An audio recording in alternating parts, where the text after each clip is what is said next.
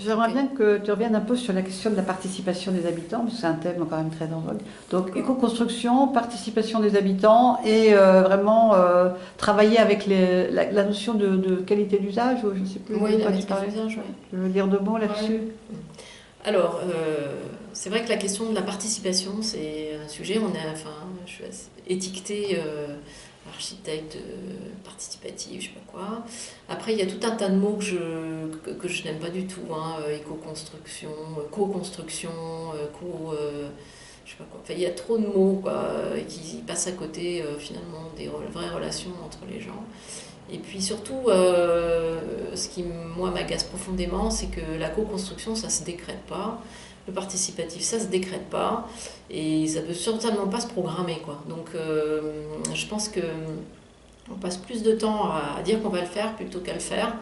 Donc j'essaye, moi, plutôt de mettre en place des dispositifs ou des situations où ça se fait simplement. C'est-à-dire que quand on dit participer, ça ne veut pas nécessairement dire faire de la concertation comme on entend dans certaines municipalités, où on met les gens autour d'une table en faisant croire qu'on fera tout ce qu'ils proposent, mais plutôt de participer, pour moi, c'est faire un repas et chacun amène un plat et puis on échange autour d'une table et on boit. Et moi, je contribue autant à faire le repas que la personne en face de moi. Donc moi, je peux très bien décider de faire la tarte pour le dessert et l'autre, il va faire, je sais pas moi, le plat principal.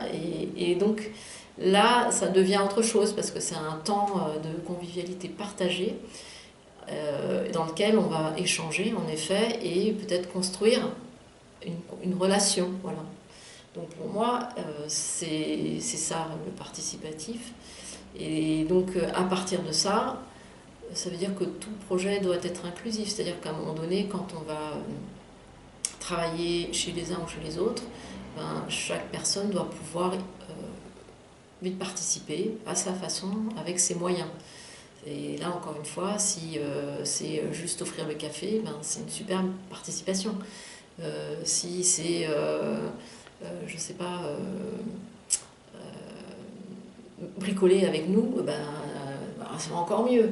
Et puis si c'est, je sais pas, donner des dessins ou offrir quelque chose à la fin parce qu'il est content, c'est très bien aussi. Enfin, pour moi, il n'y a pas...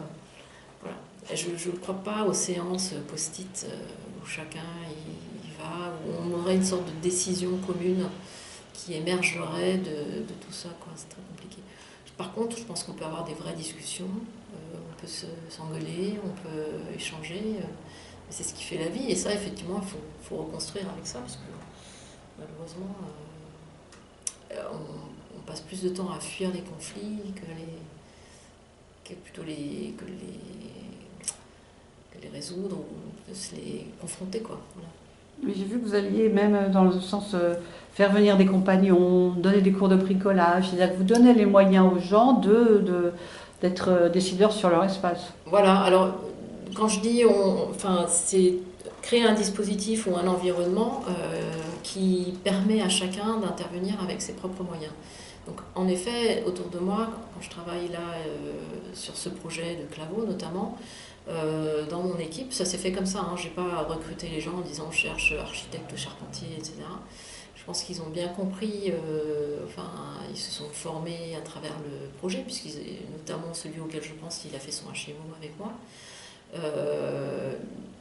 Il est aussi charpentier, donc quand on a un problème sur un chantier, des fois il met la main à la pâte. Voilà, c'est aussi simple que ça. Donc, à un moment donné, il va, je sais pas, caler une porte ou raboter une porte parce que la porte se ferme mal. Voilà, il va le faire et il ne va pas forcément passer par l'entreprise parce qu'il est sur place et qu'on a des relations de voisinage. Voilà. Donc on est aussi architecte, mais on est aussi voisin. Donc en tant que voisin, on doit pouvoir agir chez les uns et les autres simplement, au même titre que certains viennent nous aider quand on a besoin.